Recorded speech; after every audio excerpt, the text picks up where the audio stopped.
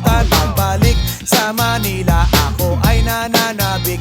Mabaliw-baliw ako sa kanyang mga halik. Okay lang, di maiwasan na mamiss paminsan-minsan. Pero pag kami nakita, aking panggigigilan. Di ko siya titigilan when she comes. Di ko siya titigilan when she comes. Di ko siya titigilan, di ko siya titigilan, di ko siya titigilan when she comes. Kay ganda ng aming samahan at walang nanlalamig. Mas pa sa mag-asawa